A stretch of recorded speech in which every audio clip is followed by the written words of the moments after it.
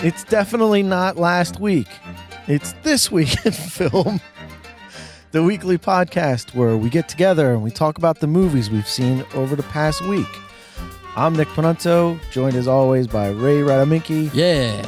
Nobody else is here. Tony's once again still away. It's definitely not the same day as the last time we recorded the show. Tony's still not come or told us he's not showing up. He doesn't for the show. call. He doesn't write. He doesn't. He just disappeared into thin air. Hopefully he's all right. If he wants to get in touch with us, he can check out thisweekinfilmpodcast.com. Maybe he'll answer the question. Oh, that'd be exciting. So, Ray, what'd you see this week in film? This week I watched a little movie called The Iceman. Oh. Directed by Ariel Vroman. The X-Men spinoff. Right. And starring Michael Shannon. And a bunch of other big names. Winona Ryder, Ray Liotta, Chris Evans, James Franco, and another actor that was not in any of the credits in the beginning of the movie. And he showed up, and I didn't even know if it was him because he was wearing a weird fake mustache. And I couldn't believe that he was in this movie. David Schwimmer is in this movie. Ross from Friends. Hi. I have a mustache now. So anyway, Schwimmer. it's based on a true story. Michael Shannon plays this guy named Richard Kuklinski. And he seems like a normal, regular guy. In the beginning, we see him meeting his wife for the first time, or going on a date with his wife for the first time. He ends up having a few kids with his wife. And what he does is he secretly dubs porn movies. Oh. His wife thinks he dubs Disney movies, but he dubs porn movies. Like black market movies? Yeah. Or okay. Yeah. And the guys who are selling this stuff have mob ties, mob affiliations. Mm-hmm. Some of them own the businesses that he's selling to, and he manages to stay clean. But you can tell, like from the beginning, that Michael Shannon plays a character like this so well, like a guy who's quiet and reserved, but at any moment can just absolutely snap. I will find him. Unleash the world machine. Oh no, the world engine. Yeah, Sorry. Yeah. Unleash the world engine. So he's keeping his nose clean somewhat. He's providing for his family. He is lying to his wife about what he's doing for a living. But then he gets mixed up with these mob guys, and Ray Liotta plays like a mob boss. Shocking. And yeah, no, seriously. And Ray Liotta, you can tell, sees something in him. He pulls a gun on him out of nowhere, and Michael Shannon doesn't even flinch. Like, he's just so cool, calm, and collected. Mm-hmm. And he's like, this guy, I can use this guy. And he wants to use Michael Shannon as a hitman. And the way he... That's a big career change right there. Right, exactly. And the way he, the test that he gives Michael Shannon is they're in a car, and he's like, I want you to go out there and kill that bum right there. He's like, no questions asked. I just want you to go kill him. And Michael Shannon, and he tells him before he does this, like, if you do this, he's like, I'll give you a job. You'll work for me. You'll be a pickup guy. You'll be a drop-off guy. You'll deliver messages for me, whether good, whether bad. And you're going to kill people for me. He's like, but I will take care of you. And you will not have to worry about money anymore. Now, is this based on a true story? Yes. So Michael Shannon reluctantly is like, all right, goes outside, starts talking to this bum like a friendly guy, and then shoots him and kills him. Gets back in the car, and that starts his career as a hitman, basically. And, an enforcer for the mob. Right. And you see throughout his career doing this, he's just like, leads a regular life at home, has two daughters. He comes home every night, but when he's not at home, he's an absolute psychopath. Wow. And he snaps on people. He's very meticulous about what he does, that he doesn't get caught, doesn't leave any loose ends. But you slowly start to see that the killing that he's doing isn't just for a job. Like, he likes it. And he starts to kill guys that he doesn't need to kill. He's just, like, he has a conversation with a guy, he kills him. You know what I mean? Like, he just starts to, like, kill guys for sport, basically. Starts getting sloppy. Right. And that starts a downward spiral of his career. He starts, he gets into a couple other things. Like I said, it's a true story. If you want to look him up, go ahead. If not, the movie does a great job of, like, showing, how his life tailspins out of control. A lot of pretty good performances in it. Ray Liotta, like I said, plays a mob boss, which is, Ray Liotta's mob boss isn't that crazy, but he does it well. Winona Ryder plays his wife, who apparently in the real life too had no idea that he was like this. Apparently they don't show it in the movie, but in real life he was very abusive to his wife. So she knew that he had, like, a mean streak. Mm-hmm. Apparently his wife claims that he never touched his kids, but that he would beat her. Because she said he had two sides, like good Richie and bad Richie. And she said, like, 95% of the time he was a good guy. But then, like, out of the blue sometimes he would just snap. And so she knew that part was in him, but she didn't obviously know that he was killing people. And Winona Ryder plays that part pretty well. But like I said, in the movie, he doesn't beat her at all in the movie. You do see a couple times in the movie where he does snap. But then also, too, like I said, David Schwimmer shows up. And it was just so weird because, like you're watching the movie and, like, the credits start and, like, they list all the people that are in the movie and you're like, all right, it's a pretty star-studded cast. And then, like, in the very beginning of the movie, David Schwimmer shows up. I'm like, why was he not listed, like, in the beginning? I mean, he's not a big star, but, like, he's a pretty not major, but he's a significant character. He's in the entire movie. He doesn't, like, show up in one scene. Like, that's so weird. He's in the movie, like, the whole time. And he's got this mustache that is just, like, so preposterous. And he even makes a comment about it, like, to Ray Liotta, because they're, like, old-time friends. They're, like, partners. Uh-huh. And he's like, what do you think of my mustache? And Ray Liotta's like, it looks ridiculous. Is it like a 70s porn mustache? Yeah, total 70s porn mustache. And Ray Liotta is like, yeah, it doesn't like fit your face. I'm like, yeah, I know it doesn't. It looks ridiculous. I guess maybe in real life, wherever he's based on, this guy, his last name's Rosenthal, did look like this. But, like, David Schwimmer is just, he may have been a good actor at one time, but he's Ross from Friends. Yeah. Like, he's never, like, we talked about that question that Tony had a couple podcasts ago. Yeah. Like, who's somebody that can't get out of a role? Yeah. David Schwimmer will always be Ross from Friends. No matter what he does, no matter, like, he played Robert Kardashian in that O.J. Simpson show. Yeah. The whole time, I'm just like, you can't get past it. And, like, him playing a mob guy is just, like, a total departure. He definitely can't be a tough guy. He's such a wimp, and, like, just, it doesn't come across good at all. Have you seen Band of Brothers? Yeah. Like, that's a perfect use of Dave. Right. Where like, you're always going to just call him Ross. Right. But, like, his Band of Brothers character is just a wienery kind of guy. He needs to be a wimp. Wants to succeed, but he can't, right. And it's just, Ross. Well, and this movie too, they do have, this guy is kind of a guy who, like, can't succeed, but he can't. But it's just totally miscast. Right. So the whole movie, I'm like, what the hell's going on here? Every time you see him, you just think, what is Ross doing here? Right. Like, when you see the guy, it takes you out of the movie. Right. And then out of the blue as well, James Franco shows up in this movie, and he's in one scene. Hi. It's a pretty pivotal scene. But so it got me thinking, like, this movie must have been, like, a favor to somebody, like, because all these stars are, like, popping up and have, like, very minor, like, Chris Evans is in it. He has a very minor role. Oh, really? Not as minor as James Franco's, but it's pretty minor. Like, he's only in, like, the third act of the movie. Who directed it? Do you know? Ariel Roman, who I looked up. He hasn't directed anything I've ever heard of. Oh. So I don't know who this guy is.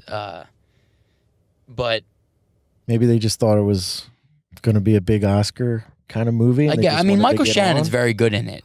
I mean, he gives a very good performance, but it does kind of sometimes have, like, a made-for-TV feel. Like, the budget was definitely not very high for this. Where'd this take place? Is this a New York guy? Or is it... Yeah, New York. Well, he lives in New Jersey, but he does a lot of stuff, his, like, hitman stuff in New York. How many people did you say he ended up killing?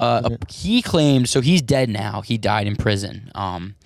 But he claimed to have killed 100 people. Oh. Not all for the mob though, some for pleasure, which he admitted to. Like but he said, he liked a it. Vacation. Yeah, of course. He was arrested. He was charged with I forget how many counts of murder. He got 2 life sentences, and that's it. He was in jail. And what if he came back to life? He apparently was supposed to testify against like a big mob boss, and mysteriously died in jail. So they think foul play was suspected in his death, which is probably true. But no, very interesting guy. I was looking up his Wikipedia page, just like the real person, Richard Kuklinski. Allegedly, of course, that man is a legitimate businessman. Right, allegedly. And yeah, just like people like this fascinate me. Like people that are just like normal, that lead normal lives, but that just can just do like unspeakable things, and then just go home and act completely normal about it. You know what I mean? That's the trait of like a true like sociopath. Yeah, like somebody who just doesn't care. And even like Ray Liotta at one point says to him, he's like, "You don't care about anything, do you?" He's like, "I care about my family, and that's it." Which he does. I mean, he's doing this to provide for his family, but at the same time, he's like a ruthless guy. So, definitely a movie worth checking out. The Iceman. The Iceman. Oh, very cool. Yeah. Well, I watched a movie this week that no one should watch, but apparently enough people did that it got a sequel. This week, I watched the movie from 2013, Now You See Me. And you feel differently, right? Well, I mean, I didn't love it, but I was entertained by it. Like I'm not gonna say like I liked. I liked it. I liked it. There you go. I liked it. It's okay. You can like this awful movie. It's directed by Louis Lederer, who's a very competent director. He did the first couple Transporter movies. He also directed the very underrated Incredible Hulk movie. It stars Jesse Eisenberg, Woody Harrelson, Isla Fisher, Morgan Freeman, Mark Ruffalo, Michael Caine. Just a huge, dynamite cast. But the movie is terrible. So spoiler alert for this movie if you haven't seen it yet, but I'm just going to talk about everything. So my first main complaint is that the movie has no main character. At all. There's no main character. It's an ensemble cast. It's an ensemble cast, but I'm going to keep comparing it to the Ocean's 11, which is what this movie wishes it was. So like the movie starts, you think Jesse Eisenberg's going to be the main character, but he's not. You don't realize that he isn't the main character until about 45 minutes into the movie, and you realize he hasn't been on screen for about 20 minutes, and you're like, oh, well, I guess Mark Ruffalo is the main character. That's who I would say is the main character, Mark Ruffalo. I guess, but it doesn't make any sense. So Mark Ruffalo is a FBI agent who's hunting down Jesse Eisenberg, Woody Harrelson, Isla Fisher, and Dave Franco. I wish that guy's name was Dave Franco is such a weird name. And what do they call themselves? They call themselves the Four Horsemen. Four Horsemen, that's right.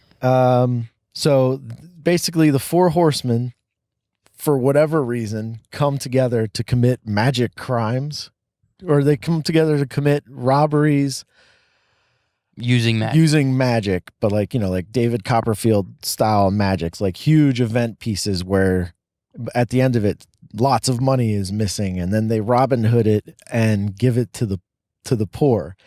And as we all know, Robin Hooding isn't a solution. Absolutely not. That's a quote from Rent.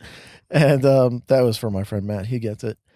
But then again, at the same time, so these guys are robbing the rich and giving to the poor, I guess. Although in no reasonable like for instance, the second great set piece that they do is they rob Michael Caine, who is their boss. I guess they're working for him, I guess, but he's just, like a rich guy putting on a magic show, and they rob him.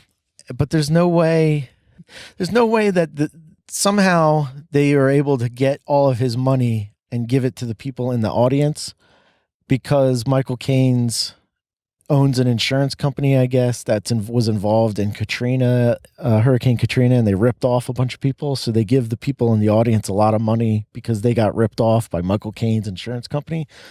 But there's no way in the real world that... All right, well, you can't be comparing this movie to the real world. I'm gonna. Because there's no way that you're just going to drain someone's bank account and then he's going to be like, the money is gone. Like, there's no way he's going to lose that money and they won't reverse the transactions, kind of a thing. Anyway. So, there is no real antagonist in the movie. It goes from being, is Mark Ruffalo the antagonist and the Jesse Eisenberg gang are the good guys? Or is Mark Ruffalo the good guy and the Jesse Eisenberg gang? Well, no, Morgan Freeman. Or the bad guys? Is he? Because he's just kind of there. Like, I feel like Morgan Freeman's just there to try and explain the plot to us every 10 minutes because it doesn't make any sense. Like, Morgan Freeman is looking to make a lot of money he does like the Magic Secrets Revealed DVDs. Truther. Yeah. And so he's like revealing the magician's secrets. So he wants to make a lot of money off of these guys. And then is Michael Caine the bad guy? But halfway through the movie, Michael Caine's just not in the movie anymore. He just goes away. And then you're like, well, I guess it's Mark Ruffalo because at the end he's revealed to be the mysterious man in the hooded sweatshirt. Right. Spoiler alert, Mark Ruffalo's the super wizard. And it doesn't make any sense. It doesn't make any sense. That part doesn't make any sense. And you're like, what the hell is this movie about? It definitely feels like a movie that they wrote the ending first and then just worked their way backwards. And it doesn't work. And then they try to put in like these real complicated twists and turns to make it seem like the movie's real clever, but it's not. It's bad. They try to do like this deliberate misdirection with the Mark Ruffalo's has this partner forced upon him who's this Interpol cop. And she's like this French lady, and I don't know the actress's name. I did a lot of research. And it's a girl. She's from Inglourious Basterds. Oh my God, you're right. Yeah. Shoshana. Yeah. She's not good in this movie. She's pretty bad in this movie. So there's like, when she first shows up, you're like, oh, I bet she works for the magicians. And then later in the movie, just in case you're not on board, Morgan Freeman, whose job it is to explain the plot, calls up Mark Ruffalo and goes, I bet she's a double agent. I bet she works for the bad guys. And you're like, all right, you're not even going to let me try to have it. Turns out she's not. She's just a cop, but Mark Ruffalo is the bad guy. So, but speaking of the bad guys, you don't even know what they're working towards. You don't know who they're working for. You don't know what their goal is other than they've been given these series of instructions to complete, but it doesn't make any sense. Like, why? The why doesn't make any sense. I think this is just a fun movie that you just have to kind of turn your brain off and just enjoy. And you're just looking, you didn't like it from the beginning, and you're just hating on it. Yeah, that's right. Well, here's the thing: is that the first 10 minutes I really liked. Like, I liked the Jesse Eisenberg on the street doing his magic trick with the girl, and then they got the lights to go. I liked Woody Harrelson doing like hypnosis. Woody Harrelson's great. I thought he was fine.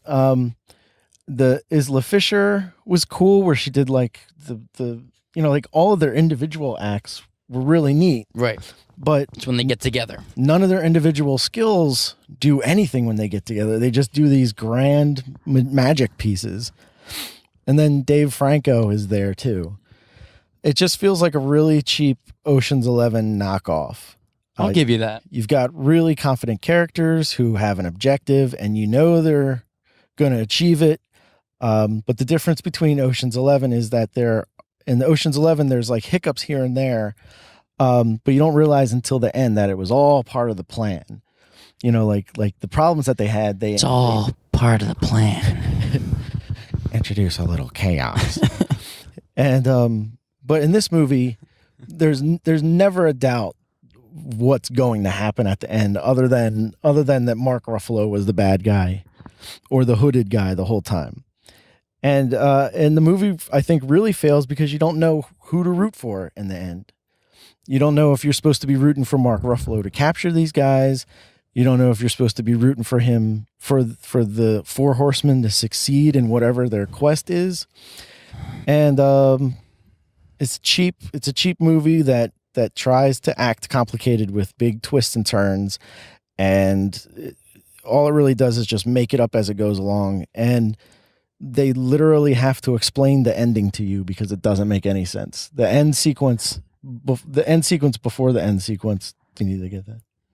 The end sequence before the end sequence, where Morgan Freeman is in jail with Mark Ruffalo. They literally have to explain to you what's happening at the end of the movie because it doesn't make any sense. So I can't wait to watch the sequel. I'm probably going to watch that this week. Yeah, I've never seen the sequel, and like I said, I just, it was one of those movies that I just thought was entertaining for whatever reason. I didn't really look into it as much as you did, and now that you're bringing up all these points, I can kind of see how stupid it is. I just didn't look at it that way when I watched it. But yeah, I mean, it's a popcorn movie. It's, a movie it's one of those movies that if we saw it when we were teenagers, or maybe even kids. Young kids, we would think it was really cool. And Maybe. you watch it again when you're older and you're like, this movie's stupid. I don't know. I liked what they did when they were by themselves, even when they got arrested the first time, and then what's his name? Jesse Eisenberg is in cuffs in the interrogation room, and he's doing the sleight of hand stuff, even with the handcuffs on. I thought that was cool, and I thought that the Woody Harrelson, hypnotizing one of the cops. Anytime they were separated, it was kind of a fun movie. But then once they had to do these super grand set pieces. Oh, and the other thing is everything involves special effects. Right. There's one part when they're doing their big Vegas show where Isla Fisher throws this scarf out, and it turns into a great big curtain that's moving and dancing all over the stage. And when you see something like that, it really takes you out of the movie. You're there's no way that this could possibly be for real. And if it's just the things like that. It's just it sucked. This movie sucked. This movie sucked. Yeah. So anyway, if you didn't guess, this episode was recorded in advance. So we don't have any answers for Ray's random request this week. But you have an extra week to get all those answers in. Wow, an extra week, everybody. Now, Ray. Yes. What was last week's question? Last week's question was, what is your favorite sports movie? And do you want to do an extra question for this week? Or should we just let the sports question let's ride? Let the sports question ride, because I think we got a poor performance last week with 2 questions. Let's give the people one question to think about. Hopefully we get some responses. All right. So, in the tradition of Now You See Me and The Iceman, what's your favorite sports movie? So, any plugs this week, Ray? I got no plug. Oh, check out Charlie's comic book, Boy Zero. You could probably buy it at a local comic book store at this point. Going to a store near you. Yeah. At some point soon, it'll be in regular stores. But if you're listening to us on the Podcast Radio Network, thanks for listening. Hopefully you tuned in for Let's Talk Flicks, who come on before us. But every Wednesday night at 10:30, you can find us at podcastradionetwork.net. From there, you can find a link to the Crikey app, KRY, on, I think, iOS and Android. I don't think there's a Bluetooth app. Or Bluetooth? What's the phone no one uses anymore? BlackBerry. They're still making them. You can find us on SoundCloud, YouTube, Stitcher, Google Play Music. Connect with us on Facebook, Twitter, and thisweekinfilmpodcast.com. That's where you can answer the Ray's random request, which is, what's your favorite sports movie? Again, what's your favorite sports movie? Please answer the question. So, Ray, if that's the end of the reel, I'm going back because last week's was such a disaster. Last week was an absolute disaster. We'll see you next week in film. Later.